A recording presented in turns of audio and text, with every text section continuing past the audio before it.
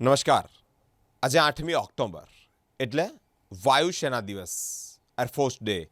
મિત્રો, ભારત દેશમાં એરફોર્સ ડેની ઉજવણી વિવિધ રીતે થતી હોય છે, પરંતુ આ એરફોર્સ ડે કેમ ઉજવીએ છીએ? એરફોર્સ ડેની તાકાત શું છે? કદાચ ભારત દેશનું યુદ્ધ બીજા કોઈ દેશો સાથે થાય તો એરફોર્સ કઈ કક્ષાએ આપણને મદદ એટલે કે તેનો સામનો કરી શકે છે? અનેક બાબતો છે, અનેક પ્રશ્નો છે. લેફ્ટનન્ટ કર્નલ સાથે જ તેઓ ડિફેન્સ એક્સપર્ટ પણ કહી શકાય અમૃતલાલ મકવાણા અમારા સ્પાર્ક ટુડેના પ્લેટફોર્મ પર એટલે કે સ્ટુડિયો પર ઉપસ્થિત છે. તેઓની સાથેથી જ વિશેષ વાતચીત કરવાનો પ્રયત્ન કરીશું. સર, સ્પાર્ક ટુડે ન્યૂઝમાં આપનું સ્વાગત છે. धन्यवाद. सर, आज एयरफोर्स डे बोल सकते हैं, यानी वायुसेना दिन बोल सकते हैं. क्या ताकत है यदि आगामी साल में युद्ध होता है तो एयरफोर्स की ताकत से अपने को क्या फ़ायदा है? सर्वप्रथम स्पार्क टुडे न्यूज़ का मैं आभार प्रकट करता हूं मुझे स्टूडियो में बुलाने के लिए. आज का दिन 8 अक्टूबर हर एक वर्ष भारत की आर्मर्ड फोर्सेस वायुसेना दिवस के रूप में मनाती है. आज एयरफोर्स का 91 यानी कि 91 एयरफोर्स डे के रूप में मनाया जाएगा. सर्वप्रथम मैं भारत के प्रत्येक नागरिक, गुजरात के प्रत्येक नागरिक और बड़ौदावासी एवं एयरफोर्स में सेवारत और सेवानिवृत्त जवान और उनके officers, junior commission officers and the NCOs, उनको एयरफोर्स डे की ढेर सारी शुभकामनाएं प्रदान करता हूं. एयरफोर्स भारतीय आर्मर्ड फोर्सेस की रीढ़ की हड्डी मानी जाती है. एयरफोर्स के बगैर हम किसी भी युद्ध को जीत नहीं सकते हैं. क्यों? एयरफोर्स वो एक ताकत है कि एक जगह से दूसरी जगह आर्मी को डिप्लॉय करना है, नेवी को डिप्लॉय करना है, एयरफोर्स के जवानों को डिप्लॉय करना है. एक जगह से दूसरी जगह पर आर्मी के इक्विपमेंट को भेजना है, आमनेशन को भेजना है, राशन को भेजना है, कैजुअल्टी इवैक्यूएशन करना है. ये तमाम कार्य जो है ये हमारी भारतीय वायुसेना करती है. मुझे फ़ख्र है आज बोलते हुए कि भारतीय सेना ने सर्वप्रथम 8 अक्टूबर 1932 में ब्रिटिश एम्पायर के साथ एयरफोर्स की शुरुआत करी थी और आज 91 वायुसेना दिवस पूरे भारतवर्ष के अंदर मनाया जा रहा है. तो मैं दर्शक मित्रों को ये ज़रूर बताना चाहूँगा कि उस समय के जो हमारे प्रथम चीफ ऑफ एयर स्टाफ जो मुखर्जी साहब थे, जो जिनको बोलते फादर ऑफ एयरफोर्स, जिन्होंने एयरफोर्स की फाउंडेशन रखी थी, नींव रखी थी, तो ऐसा आज का दिन जो है अति महत्वपूर्ण मनाया जाता है. कारण कि आज भारत के अंदर 5 लड़ाइयाँ हो चुकी हैं.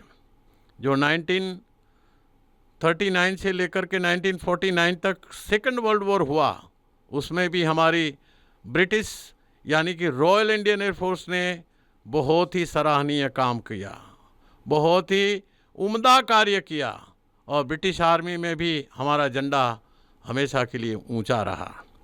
इसके बाद 1947-48 का हमारा जो पार्टीशन युद्ध हुआ, उसमें भी एयरफोर्स का काम बहुत ही आला दर्जे का और बड़ा ही सराहनीय कार्य हुआ. 1962 वॉर के अंदर, 1965 वॉर के अंदर और अगला जो युद्ध हुआ 1971 वॉर के अंदर, यानी 5 युद्ध के अंदर बहुत ही सराहनीय कार्य हुआ. इसकी बदौलत हमारे जो chief of army staff Arjun Singh, जिसको कि फील्ड एयर मार्शल का 1969 के अंदर ये 5 स्टार जनरल का ओहदा उसको इनायत किया गया, जो इंडियन एयरफोर्स में पहला ऑफिसर है जिनको इतना बड़ा सम्मान प्राप्त हुआ है. और उन्होंने भारतीय वायुसेना के अंदर असाधारण कार्य किया, अद्भुत कार्य किया, जिसके कारण हमें इन तमाम युद्धों के अंदर एक अद्भुत रिजल्ट प्राप्त हुआ है। मैं एयरफोर्स के बारे में थोड़ी जानकारी दे दूं तो हमारे दर्शक मित्रों को पता चलेगा कि आज हमारी एयरफोर्स की जो ताकत है, दुनिया के 4 बड़े जो कंट्रीज़ हैं, 4 बड़े देश हैं, उन देशों के अंदर हमारी एयरफोर्स का शुमार होता है, एयरफोर्स का नाम लिया जाता है। तो आज हमारी भारतीय सेना की जो स्ट्रेंथ है, 1,70,000 के करीब हमारे एक्टिव भारतीय सैनिक लगे हुए हैं। 1,40,000 हमारे वायु सैनिक, जूनियर कमीशन ऑफिसर, एयरफोर्स, तमाम लोग हमारी एक्टिव सर्विस के अंदर जुड़े हुए हैं। और इसके अलावा भारतीय सेना के अंदर हमारे विभिन्न प्रकार के एयरक्राफ्ट मौजूद है, फाइटर एयरक्राफ्ट हैं। इसके बाद जो एयरबोर्न अर्ली वार्निंग सिस्टम वाले फाइटर जहाज़ है हमारे पास, ट्रांसपोर्ट एयरक्राफ्ट है, टैंकर्स हैं, हमारे पास फाइटिंग हेलीकॉप्टर्स हैं, हमारे पास ट्रांसपोर्ट हेलीकॉप्टर्स हैं। ये तमाम प्रकार की जो एक भारत की जो ताकत है, आज की डेट में अगर मैं ये कहूँ तो आश्चर्यचकित नहीं होगा कि आज भारत के अंदर 1526 से अप्रोक्सीमेटली हमारे पास एयरक्राफ्ट है। जो भारतीय सेना ने हमारे जितने भी बॉर्डर इलाके हैं, भारत और चाइना की बॉर्डर के साथ, भारत और पाकिस्तान की बॉर्डर के साथ, और तमाम ये बॉर्डरों को सुरक्षा प्रदान करने के लिए 24/7 365 डेज हमारी वायुसेना हमेशा के लिए तत्पर रहती है। इसके अलावा भी जब देश के अंदर आपातकालीन स्थिति होती है, या भूकंप आया, या बाढ़ आ गई, या किसी भी प्रकार की आपातकालीन स्थिति के अंदर भी एयरलिफ्ट करने के लिए हमारे जो एयरफोर्स है ये हमेशा के लिए तैनात रहता है। 1947 यानी कि जब तक भारत हमारा सॉवरेन नहीं हुआ, तब तक रॉयल इंडियन एयरफोर्स के नाम से वायुसेना जानी जाती थी। 26 जनवरी 1952 को ये जो रॉयल है, ये ब्रिटिश आर्मी के द्वारा दिया गया रॉयल शब्दों को हटा करके इंडियन एयरफोर्स के नाम से जाना गया 26 जनवरी 1950 के बाद में। तो आज हमारी ताकत है वो हमारे रशिया के साथ मैक्सिमम हमारे जो एयरक्राफ्ट हैं रशिया से हमने प्राप्त किए हैं। MiG-29 तकरीबन हमारे पास 54 जहाज़ हैं, जो श्रीनगर के अंदर हमारी बाइसन यूनिट है वो वहाँ पे डिप्लॉय। सबसे पुराना अगर एयरक्राफ्ट हमारे पास हैं तो ये MiG-21 है। इसके बाद तकरीबन 75 हमारे जो जहाज़ हैं ये MiG-29 हैं, जो अलग अलग जगह पे उनके स्क्वाड्रन डिप्लॉयमेंट की गई है। और इसके अलावा हमारे पास मिराज 2000 जो हमने फ्रांस से जिनका खरीदी किया था, आप लोगों ने देखा होगा कि जब हमने एयर स्ट्राइक करी थी बालाकोट में, उस समय भी ये MiG-29 और मिराज 2000 की फ़्लाइटें चली थी और सफलतापूर्वक हम लोगों ने पाकिस्तान के घर के अंदर POK में जा कर के वहाँ पे एयर स्ट्राइक करके दुश्मन के तकरीबन 350 उग्रवादियों का खात्मा किया था। तो सैल्यूट है हमारे एयरफोर्स के उन वायु सैनिकों को, सैल्यूट है वो एयर पायलटों को जिन्होंने ये कारनामा करके दिखाया था। तो ऐसा हमारे पास मिराज 2000 है। और इसके अलावा हमारे पास रशिया से जो Su-30 Mark 1 यानी कि सुखोई हमने रशिया के साथ भारी तादाद में, भारी मात्रा में उनके साथ खरीदे हुए हैं। और ये अद्भुत जिनका रिज़ल्ट है, आज अगर हमने अमेरिका का F-16 का मुकाबला करना है तो वो उनके सामने सुखोई जो है और मिराज 2000 है, ये सक्षम रूप से कारगर है। और अभी आप लोगों ने जानकारी ज़रूर प्राप्त करी होगी, दर्शक मित्रों ने, पिछले 2 साल से लगातार इनके बारे में न्यूज़ आ रही है, वो है रफाल। दसोल्ट एविएशन कंपनी से हमने भारत की आन बान शान को बचाने के लिए, चाइना बॉर्डर की सुरक्षा के लिए, पाकिस्तान बॉर्डर की सुरक्षा के लिए हमने अत्याधुनिक टेक्नोलॉजी से, जो सारी टेक्नोलॉजी जिनके साथ दी हुई है, ऐसा रफाल फाइटर हमने ये फ्रांस से ख़रीदा है।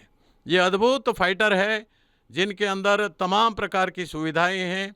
तो ये 36 के 36 फाइटर हमारे देश के अंदर आ चुके हैं, जो आज हमारे जो पड़ोसी दुश्मन है, चाहे वो पाकिस्तान हो, चाहे वो चाइना हो, उनके पास इसका कोई भी तोड़ नहीं है। J-20 ज़रूर चाइना के पास है, लेकिन J-20 भी हमारा राफेल के आगे कुछ भी नहीं कर सकता। इतना पावरफुल से पावरफुल राफेल सिस्टम हमारे पास है।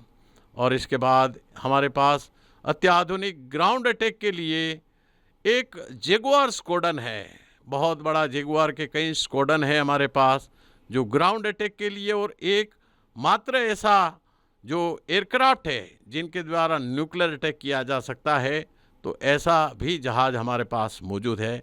इसके अलावा एयरबोर्न अर्ली वार्निंग सिस्टम वाले सर्वेलेंस जहाज़ है हमारे पास, सर्चस जहाज़ हैं, और इसके उपरांत हमारे पास कई हेलीकॉप्टर्स हैं, जिसमें अगर A-64 रुद्रा, अभी रिसेंट प्रचंड एयरक्राफ्ट जो भारत ने, हमारे HAL ने बनाया है, हिंदुस्तान एरोनॉटिक्स लिमिटेड के द्वारा, DRDO की उनकी सर्च के द्वारा हमारी एयरफोर्स को बड़ी ताकत देने के लिए ये कार्य हो रहा है। इसके अलावा भारत ने इंडिजनस जो फाइटर है वो LCA यानी कि लाइट कॉम्बैट एयरक्राफ्ट बनाया है, मार्क 1 एंड मार्क 1A। ये अति आधुनिक फाइटर जिसको कहा जाए, जो लाइट एयरक्राफ्ट है, लो अल्टीट्यूड में भी जा सकता है, हाई अल्टीट्यूड में भी जा सकता है, मीडियम अल्टीट्यूड में भी जा सकता है। तो ये इनका एयर शो के दौरान में हमारे जितने पड़ोसी राष्ट्र हैं, एशियन कंट्री हैं, और उन तमाम लोगों ने इसमें इंटरेस्ट जगाया है कि ये एयरक्राफ्ट आधुनिक है और हम भारत से इसको खरीदी करेंगे। तो ऐसा जो एयरक्राफ्ट है, आने वाले समय में हमारा सबसे पुराना जो जहाज़ है वो जहाज़ MiG-21 है, जो कि 2025 के अंदर ये फेज आउट हो जाएगा, और उसकी जगह पे LCA mark 1 and mark 1A ये दोनों उसकी जगह लेंगे। और ये तमाम जो एयरक्राफ्ट है ये पुराने हो गए हैं, इनकी टेक्नोलॉजी पुरानी है। तो अभी का ज़माना है आधुनिक टेक्नोलॉजी से सुसज्ज एयरक्राफ्ट हमें लेने चाहिए। हमारी आज की डेट में अगर कहूँ कि अगर दोनों कंट्री के साथ, भारत पाकिस्तान और भारत चाइना के साथ एक साथ अगर लड़ाई लड़नी है, तो हमारे जो VR Chaudhari chief of air staff हैं, जिन्होंने एक इंटरव्यू के द्वारा बताया था कि आज हमारी करंट जो डिप्लोमेटर स्क्वाड्रन की अगर कह सके तो 31 स्क्वाड्रन है करंटली हमारे पास, लेकिन हमारी जो स्ट्रेंथ है, अगर दोनों के साथ हमने सुचारू रूप से लड़ाई लड़नी है तो हमें कम से कम हमारे पास 42 स्क्वाड्रन होने चाहिए। 42 स्क्वाड्रन के द्वारा हम जो है दुश्मन का सुचारू रूप से और बड़े अच्छे तरीके से उनका हम सामना कर सकते हैं, उनका मुकाबला कर सकते हैं। आज भी हमारे पास वो ताकत है, ज़रूर हम उनके साथ मुकाबला कर सकते हैं, इसमें कोई दो राय नहीं है। लेकिन जब हमारे ऑथराइज स्ट्रेंथ है, ये ऑथराइज स्ट्रेंथ पूरी हो गई तो हम किसी के डिपेंडेंट नहीं होंगे। आज हमारी HAL, आज हमारा DRDO, ये सारे मिलकर के जिस प्रकार से डे नाइट इनोवेशंस कर रहे हैं, रिसर्च कर रहे हैं, जिनकी बदौलत आज हमारे पास जो मल्टी रोल मीडियम एयरक्राफ्ट भी तैयार हो रहे हैं, साथ साथ जो है MRF के 114 एयरक्राफ्ट HAL बना रही है, और साथ ही साथ हमारे 83 जो मार्क 1 LCA मार्क 1 बन रहे हैं, और LCA मार्क 2 भी 8 उसके साथ साथ बन रहे हैं, यानी कि 91 एयरक्राफ्ट बन रहे हैं। और उसके अलावा आज सुखोई हमारे पास 260 है, तो इसके अलावा एडिशनल हमने 12 सुखोई का भी ऑर्डर दिया हुआ है। आज हमारे पास अगर MiG-29 75 है, तो उसके अलावा उनको भी हमने तकरीबन जो है 21 और इनका ऑर्डर दिया हुआ है, जिसकी बदौलत हमारी जो स्ट्रेंथ काफ़ी अच्छी हो जाएगी। लेकिन हमारे जो चीफ ऑफ एयर स्टाफ जो VR चौधरी साहब हैं, जिन्होंने बताया कि अगर मेरी एयरफोर्स को मुझे स्ट्रॉन्ग बनाना है आने वाले समय के लिए, तो हमारी जो पुरानी टेक्नोलॉजी को धीरे धीरे करके उसको फेज आउट करना होगा। तो आने वाले समय में 2032-33 के अंदर मेरे पास जो जगुआर स्क्वाड्रन है उसको फेज आउट करते हुए दूसरे जो आधुनिक जहाज है, यानी कि 4 से लेके 5 स्क्वाड्रन मुझे तैयार करने होंगे। तो ये 4 से 5 यानी कि आज की डेट में मेरे पास अगर 31 स्क्वाड्रन है, तो 35-36 स्क्वाड्रन पूरा करने में मैं 2032 से 33 के अंदर हमारा 35 से 36 स्क्वाड्रन पूरा हो जाएगा। और धीरे धीरे करके ये दोनों जो पुराने टेक्नोलॉजी वाले एयरक्राफ्ट है उनको फेज आउट किया जाएगा। उसकी भी ताकत तगड़ी है, उसकी भी ताकत अद्भुत है, ऐसा नहीं है। भारत का सर्वप्रथम पायलट अगर कोई है तो जमशेद जी टाटा, जिन्होंने 1921 के अंदर हवाई जहाज़ चलाने का लाइसेंस ले चुके थे। और हमारी अगर महिलाओं में फर्स्ट पायलट अगर माना जाए तो अवानी चतुर्वेदी, जिन्होंने 2018 के अंदर भारत का एयरक्राफ्ट को चलाया, भारत का फाइटर प्लेन को चलाया। और फादर ऑफ एयरफोर्स अगर कहा जाए तो हमारे मुखर्जी साहब है, जिन्होंने एयरफोर्स का फाउंडेशन डाला 1932 के अंदर। और आज हमारी एयरफोर्स उस मुकाम पे पहुंच गई है कि किसी भी दुश्मन देश का अगर मुकाबला करना है, किसी भी दुश्मन देश का सामना करना है, तो हम बखूबी उसका सामना कर सकते हैं। लेकिन अभी जैसे हमारे पत्रकार मित्र ने हमें जो पूछा कि नरेंद्र मोदी जी अमेरिका के अंदर अपनी स्टेट गेस्ट बनकर के यात्रा के लिए जब गए थे, तो भारत के लिए क्या लेकर के आए।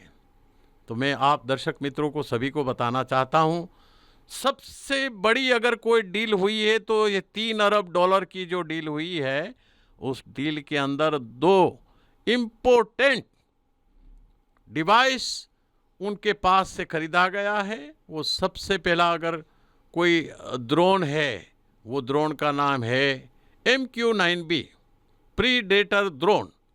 ये ड्रोन कई सालों के साथ उनके साथ हमारी बातचीत चल रही थी, निगोशिएशन चल रहा था। वो दुनिया के किसी भी देश को ये टेक्नोलॉजी बेचना नहीं चाहते थे, लेकिन हमारे यशस्वी प्रधानमंत्री श्री नरेंद्र मोदी जी 2019 से लगातार अमेरिका के साथ संपर्क में थे। और जब उनको स्टेट गेस्ट के अंदर बुलाया गया, उस समय ये डील पर दोनों कंट्री के हस्ताक्षर हुए और हमने 30 प्रीडेटर MQ-9B ड्रोन का सौदा किया और उसके साथ एग्रीमेंट हुआ है। अभी शायद दर्शकों के दिमाग में एक सवाल जरूर आएगा कि भाई ये ड्रोन अगर भारत के अंदर आ गया तो उससे हमें फ़ायदा क्या होगा, क्या प्रिविलेज मिलेगी, क्या एयरफोर्स की ताकत बढ़ेगी, क्या आर्मी की ताकत बढ़ेगी, क्या नेवी की ताकत बढ़ेगी, क्यों ये खरीदा जा रहा है। तो मैं आप सभी लोगों को इनकी खासियत के बारे में ज़रूर बताना चाहूँगा कि MQ-9B ये जो ड्रोन है, इस ड्रोन ने अद्भुत कारनामा कर दिखाया है। वो 9/11 अमेरिका का टावर को जो ध्वस्त किया था, वर्ल्ड टावर को वो ध्वस्त करने वाला ओसामा बिन लादेन को पाकिस्तान में घुस करके एटोबाबाद में अगर उसका सुराग प्राप्त करने वाला कोई ड्रोन है तो यही ड्रोन था। इस ड्रोन की खासियत ये है कि ये टारगेट को सेट करता है। और इस ड्रोन में वो खासियत है कि वो उनकी फोटोग्राफ एकदम रियल, यानी कि यूँ समझो कि प्रॉपर उसकी फोटोग्राफ को कितनी भी ऊंचाई 10,000 फीट तक आदमी जैसा है ऐसी वर्चुअल फोटोग्राफ को निकाल सकता है, टारगेट को सेट कर सकता है। उसके अंदर हेलफायर मिसाइल लगी हुई है, उस मिसाइल के द्वारा दुश्मन का खात्मा कर सकता है। आज मैं अगर दर्शक मित्रों को जानकारी देना चाहूँगा तो सबसे पहले एटोबाबाद में ये जो ओसामा बिन लादेन को मारा गया तो ये अमेरिका के द्वारा वहाँ से हेलफायर मिसाइल छोड़ी गई थी। और इसकी जो क्षमता है, इनका जो रेंज है 1900 किलोमीटर का रेंज है कि यहाँ से एक बार अगर आपने छोड़ दिया, और ये अनार्म्ड है, इसमें कोई पायलट नहीं होता, पायलट लेस है। यहाँ से बैठे बैठे आप रिमोटली कंट्रोल करते हैं, आप लैपटॉप में बैठे बैठे उसका पूरा मूवमेंट को देख सकते हैं। सैटेलाइट के साथ वो बिल्कुल लिंक रहता है और आपके सिस्टम के साथ लिंक रहता है, और वो फोटोग्राफ लेकर के वो टारगेट को बिल्कुल सेट करता है। और सटीक 50,000 हाइट फीट में दुनिया का कोई ऐसा डिवाइस नहीं है, कोई ऐसी सिस्टम नहीं है जो किसी भी रडार में ये MQ-9 भी आ सकता है। तो ऐसा अद्भुत किलिंग मशीन नरेंद्र मोदी जो हमारे देश के लिए लेकर के आए हैं, तो आने वाले हमारे जो दुश्मन है, पड़ोसी देश हैं, जहाँ पे ये जो हमारे बड़े जो दुश्मन है, वो दोनों बड़े दुश्मन यानी कि हमारा जो ताज होटल का जो अटैक किया था जिन्होंने, वो अटैक करने वाला दुश्मन भी अभी छुप रहा है कि मेरा नंबर कब आने वाला है। दाऊद इब्राहिम भी सोच रहा है कि मेरा नंबर कब आने वाला है। वो देख करके जैसे ही डील करके आए, उसी दिन से उसकी रातों की नींद हराम हो गई है। वो बिल में छुप रहे हैं। पाकिस्तान की इंटेलिजेंस आर्मी ISI उनको छुपाने की पूरी कोशिश कर रही है, लेकिन वो किसी भी जगह छुप नहीं सकते हैं। ये जैश-ए-मोहम्मद का जो सरगना है वो भी छुप रहा है। अभी कुछ दिन पहले ही आप लोगों ने देखा होगा कि उनका बेटा को अगवा कर दिया गया, और उनका जो बहनोई है उनको भी अगवा करके मार दिया गया, उसके चेलों को भी मार दिया गया। आज वो ISI और आर्मी की निगरानी में पाकिस्तान की जेल में बैठा हुआ है। तो उनका ये जो बंदा है, इस बंदे को मारने के लिए पूरा प्लान हो चुका है कि अगर यहाँ से मिसाइल उड़ती है, उसका जो ठिकाना है या तो वो कराची में होगा दाऊद इब्राहिम, या ये जो जिसकी मैं बात कर रहा हूँ मोस्ट वांटेड, क्या नाम है उसका, मोस्ट वांटेड जो उग्रवादी पाकिस्तान में छिप कर के बैठा है, जो जिनका अभी बहनोई को मारा गया, उसके बेटे को मारा गया, उसके साथी को भी मारा गया। ऐसा जो उग्रवादी है मोस्ट वांटेड, दुनिया का मोस्ट वांटेड लिस्ट के अंदर जिसका नाम है, वो अभी दिन गिनती कर रहा है कि कब मेरा नंबर पड़ेगा। और ये जो MQ-9 भी प्रीडेटर ड्रोन है, वो ड्रोन टारगेट को सेट करता है, 50,000 हाइट फीट में जाता है, 444 किलोमीटर की रफ्तार से जाता है, और उसका पेलोड हेलफायर मिसाइल यानी कि 1746 किलोग्राम का पेलोड साथ में लेकर के उड़ान भरता है। और फॉर एग्जांपल अगर वो कराची यानी कि यहाँ से भारत की दिल्ली से कराची जो है वो 1089 किलोमीटर दूर है, और लाहौर अगर देखा जाए तो लाहौर दिल्ली से 430 किलोमीटर दूर है। और यहाँ सिंध जो है दाऊद इब्राहिम का जो ठिकाना है, या तो सिंध में होगा या तो वहाँ पे होगा, कराची में होगा। तो उसको ठिकाना ढूंढने के लिए वो 1100 किलोमीटर की रेंज है, लेकिन हमारी जो MQ-9B की जो रेंज है वो 1900 किलोमीटर की रेंज है। किसी भी हालत में दुश्मन जो है बख्शा नहीं जाएगा। अभी आप लोगों ने देखा होगा कि 2 नंबर का ये जो ओसामा बिन लादेन मारने के बाद उनका अल जवाहिरी जो अफ़गानिस्तान में अपने मकान के अंदर जहां छुपा हुआ था, जब इनको पता लगा, अभी बस 2 महीने 3 महीने पहले की बात है, अमेरिका ने वहां से MQ-9B ड्रोन को उसका टारगेट को सेट किया, ऊपर 50,000 हाइट फीट में घूमने लगा, 40 घंटे तक उसमें फ्यूल कैपेसिटी है कि वो घूमता रहेगा, जब तक टारगेट को हिट नहीं करेगा तब तक वहाँ से उसको छोड़ेगा नहीं। और सबसे बड़ी बात ये है कि 6:18 में अल जवाहिरी, वो जो मोस्ट वांटेड ऑफ अमेरिका का उग्रवादी था, वो जो अफ़गानिस्तान में छिपा था, वो अफ़गानिस्तान के ऊपर गया, टारगेट को सेट किया, और जहाँ खिड़की के पास बैठा था वो घर से ऊपर से मिसाइल नहीं दागी, खिड़की के पास जहाँ बैठा था, आप जैसा कोई नौजवान है, वो कलकत्ता में, मद्रास में, दिल्ली में कहीं भी लैपटॉप से बटन दबाया और अल जवाहिरी का खात्मा हो गया। जहाँ बैठा था उसको मार दिया गया। और अभी आप लोगों ने नाम सुना होगा कासिम सुलेमानी का, जो ईरान का कट्टर और अमेरिका का कट्टर दुश्मन, उसको भी ये हमारे जो बाइडन साहब है उन्होंने ऑर्डर दिया कि ये कासिम सुलेमानी को मार दिया जाए, जो हमारे खिलाफ, लेबनान के खिलाफ जहर उगल रहा है, हमारे खिलाफ, इसराइल के खिलाफ जहर उगल रहा है, अमेरिका के खिलाफ जहर उगल रहा है। बगदाद एयरपोर्ट से जैसे ही वो निकला, प्रीडेटर ड्रोन के द्वारा उस पर हमला किया गया और वहीं पे उसको अपनी गाड़ी में बैठने से पहले ही हेल फायर मिसाइल के द्वारा फायर किया गया और सटीक उनके टुकड़े टुकड़े हो गए। तो ऐसा प्रीडेटर ड्रोन का सौदा करने वाले हमारे यशस्वी प्रधानमंत्री को मैं कोटि कोटि सैल्यूट करता हूं, धन्यवाद देता हूं कि इतना अद्भुत कार्य अगर करने वाला कोई प्रधानमंत्री है तो वो नरेंद्र मोदी ही कर सकता है। तो ये था हमारा प्रीडेटर ड्रोन MQ-9B।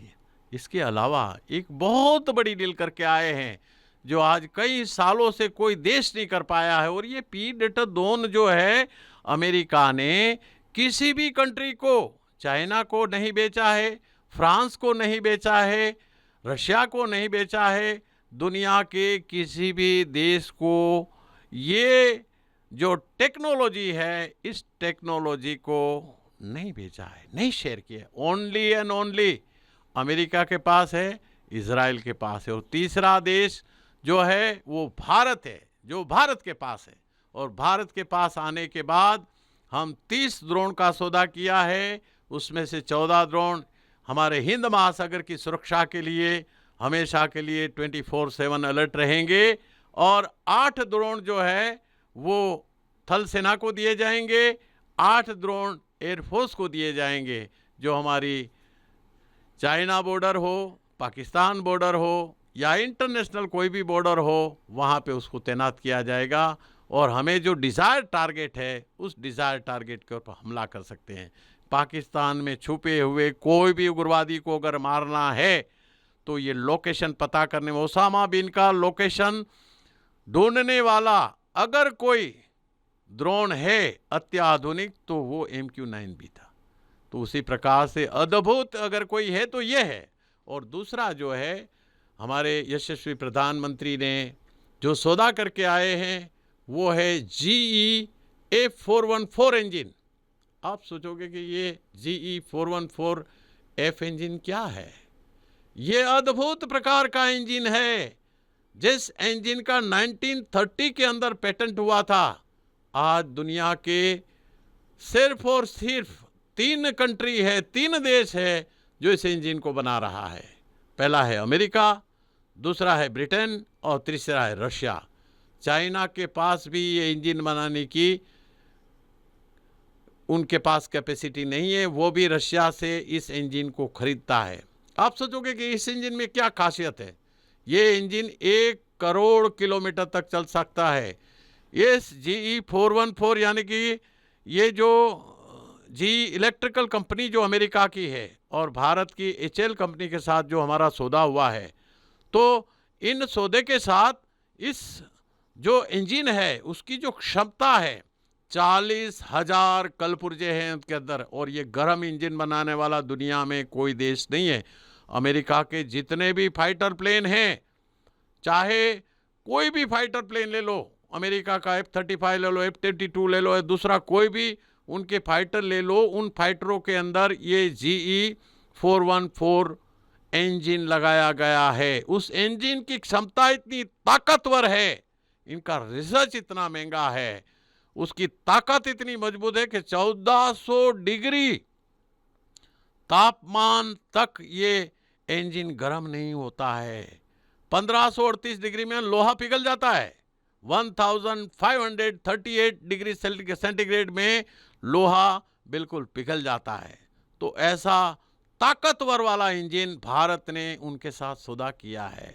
तो ये इंजन की जो 20% टेक्नोलॉजी यानी कि टेक्नोलॉजी शेयरिंग, पहले क्या होता था, भारत का प्रधानमंत्री जाता था, वहाँ पे सौदा किया कि $3 अरब का सौदा हुआ फॉर एग्जांपल, तो वहाँ से चेक काटा, दे दिया।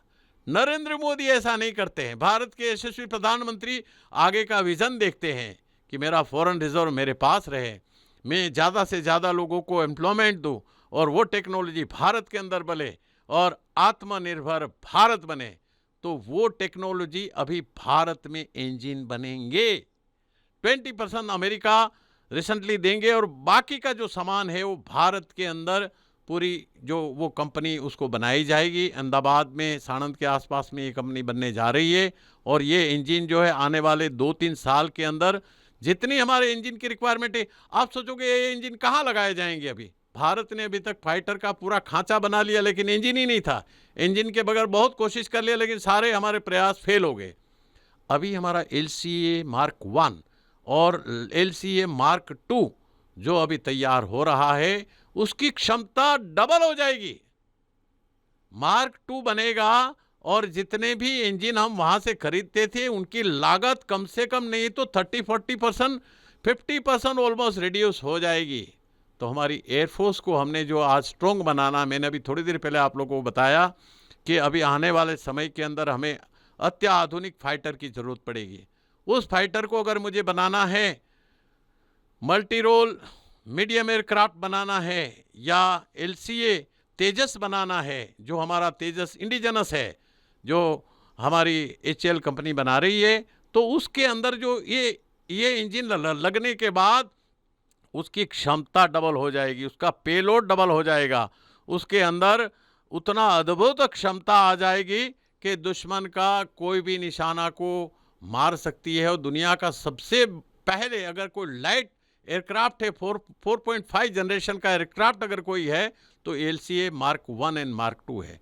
और ये अद्भुत एयरक्राफ्ट जो है पूरी दुनिया में, मिडल ईस्ट में सारे देश ये एयरक्राफ्ट को खरीदने के लिए तैयार है। तो हमारा जो फॉरेन रिजर्व है वो बढ़ेगा, भारत को एम्प्लॉयमेंट बढ़ेगा और साथ ही साथ हमारी एयरफोर्स की ताकत जो है बहुत ही मजबूत होगी। और आने वाले समय में मैंने जैसे ही बताया कि 2030 तक, 2035 तक हमारे ये MiG-21 जो है फेज आउट हो जाएंगे। 2032 से लेकर 33 में हमारे जेगुआर स्क्वाड्रन है वो फेज आउट हो जाएंगे और आने वाले समय में 4 से 5 अति आधुनिक 4.5 जनरेशन वाले जो एयरक्राफ्ट है वो एयरक्राफ्ट भारत के लिए खरीदे जाएंगे, जिससे कि हम चाइना को मुंह तोड़ जवाब दे सके, पाकिस्तान को मुंह तोड़ जवाब दे सके, ऐसा मेरा मानना है। और ये जो कार्य हो रहा है ये ओनली एंड ओनली सफल नेतृत्व अगर है, सफल लीडरशिप, स्ट्रॉन्ग लीडरशिप है, तभी ये डिसीजन लिया जा सकता है। और इतना बड़ा डिसीजन लेने के लिए मैं माननीय प्रधानमंत्री श्री नरेंद्र मोदी को आभार प्रकट करता हूं और अद्भुत इसी प्रकार के कार्य करते रहें जिससे कि हमारी सेना का मनोबल हमेशा के लिए ऊंचा रहे। आज हमारी एयरफोर्स को उन्होंने स्ट्रॉन्ग बना दिया है MQB-9 के लिए और ये जी इलेक्ट्रिकल 414 जो इंजन खरीदा है जो इंडिजिनस बनेंगे, जिसके कारण हमारी एयरफोर्स के जितने भी हमारे फाइटर प्लेन कम होते जा रहे हैं, day by day phase out होते जा रहे हैं, ऐसे स्ट्रॉन्ग हमारे तेजस Mark 1 एंड Mark 2 बनेंगे और भारत की एयरफोर्स की जो ताकत है वो मजबूत बनेगी, स्ट्रॉन्ग बनेगी, जिससे भारत हमारी तमाम तीन सेनाएं, आर्मी, नेवी, एयरफोर्स का मनोबल हमेशा के लिए ऊंचा रहेगा। आने वाले समय में किसी भी प्रकार की अगर कोई चुनौती आती है तो भारत का एयरफोर्स, भारत की आर्मी, भारत का नेवी उस चुनौती का मुंह तोड़ जवाब देने के लिए तैयार है, उसका मुकाबला करने के लिए तैयार है। जय हिंद, जय भारत, जय जय गरवी Gujarat. Lieutenant colonel Amritlal Makwana, defence expert. જી દર્શક મિત્રો, તમામ જે માહિતી મળી રહી છે તે જ માહિતીને લઈને જ ગૌરવ અનુભવવા જેવી ક્ષણ કહી શકાય। ભારત દેશની અંદર જન્મ્યા છે, ભારત દેશના પુત્ર છીએ। વડાપ્રધાન નરેન્દ્રભાઈ મોદીજી જે પ્રકારે હાલ અત્યારે કાર્યો કરી રહ્યા છે તે અંતર્ગત જે માહિતી મળી રહી છે તે જ એવું લાગી રહ્યું છે કે એક એવો સમય કે જે સમયને સાથે આપણે સૌ આજે સાક્ષી છીએ, એ સમયના સાક્ષી તો છીએ જ, સાથે જ ગૌરવ પણ અનુભવી રહ્યા છે। સરે જે પ્રકારે જ ફાઇટરના ફ્લાઇટની વાતો કરી છે, પ્લેનની વાતો કરી, સાથે જે પાડોશી દેશ જે આપણા દુશ્મન છે તેઓની સાથે કેવી રીતે લડાવાય, કેવા પ્રકારના સાધન સામગ્રી ભારત દેશ પાસે છે, મિલિટરી પાસે, તમામ જે બાબતે વાત કરી તે આજે એટલે કે એરફોર્સ ડે છે તે અંતર્ગત તમામ જે સારી એવી બાબતો જાણવા મળી તે ભારત દેશ પાસે છે. વડાપ્રધાન નરેન્દ્રભાઈ મોદીજી જ્યારે અત્યારે હાલ અમેરિકા ગયા ત્યારે ખૂબ મોટા સોદા કર્યા, કહી શકાય કે અબજોની ડીલ કરી, અને એ ડીલ જ્યારે ગૌરવ લેવા જેવી બાબત હોય તે પણ એક ખૂબ કહી શકાય કે આપણી છાતી ગદગદ ફૂલે, આપણને સૌને ગૌરવ અનુભવવા જેવી બાબત છે. આ તમામ જે આપણને માહિતી મળી છે તે આજના દિવસે આ માહિતી લેવી જોઈએ તેવી હતી. એટલે કે આજે એક સારો એવો દિવસ, વાયુસેના દિવસ પણ કહી શકાય. એ દિવસે આવી માહિતી મળે તો એક ગૌરવની બાબત છે. લેફ્ટનન્ટ કર્નલ જેઓ ડિફેન્સ એક્સપર્ટ છે, અમૃતલાલ મકવાણા સર પાસેથી તમામ માહિતી મેળવવા બદલ તેમનો પણ આભાર. સાથે સાથે જ આગામી દિવસોમાં આવા જ ટોક શો અમે આપની સાથે લઈને આવીશું. તો જોડાતા રહો અમારી સાથે જ સ્પાર્ક ટુડે ન્યૂઝ પર. કેમેરામેન નિખિલ સાથે હું બિરેન, સ્પાર્ક ટુડે ન્યૂઝ.